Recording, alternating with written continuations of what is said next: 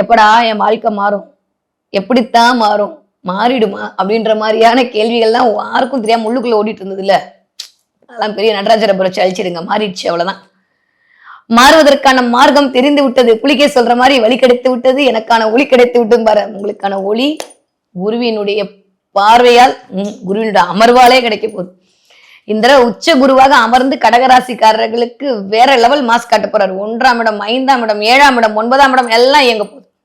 இன்னும் நாடி மெத்தட்லாம் எடுத்தா 3ஆம் இடம், 11ஆம் இடம் இதெல்லாம் அப்படியே கண்டினியூட்டி ஆகும். கடகராசிக்காரர்களுக்கு ஒரே வார்த்தையில சொல்லணும்னா கவலைகளும் கண்ணீர்களும் கரையக்கூடிய நேரமாகத்தான் இந்த நவம்பர் மாதம் இனிதே மலர காத்திருக்கிறது. ஒரு 4 விஷயம் இந்த தடவை நம்ம எக்ஸ்பெக்ட் பண்ணலாம். இதுவரைக்கும் விட்ட கண்ணீர் எல்லாம் கரைந்து போயிடுச்சு. யாராவது கர்ச்சீஃப் கொடுக்க மாட்டாங்களான்னு யோசிச்சுட்டு இருந்தீங்களா? இனிமேல் நீங்க 100 பேர் கொடுக்குற மாதிரி எப்பயும் போல கடகம்ன்ற மாதிரி நிமிர்ந்து வரதுக்கான வாய்ப்புகள் எல்லாம் இருக்கு. நான் எடுக்கும் போதே ஒரு விஷயம் சொன்னேன், கனிவான பேச்சால் கவரக்கூடிய கடகராசி.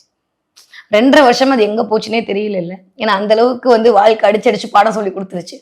ஆனா இனிமே பேக் டு ஃபார்ம் அப்படின்ற மாதிரி கடகராசிக்காரர்கள் வேற லெவல்ல மாஸ் காட்ட போறீங்க.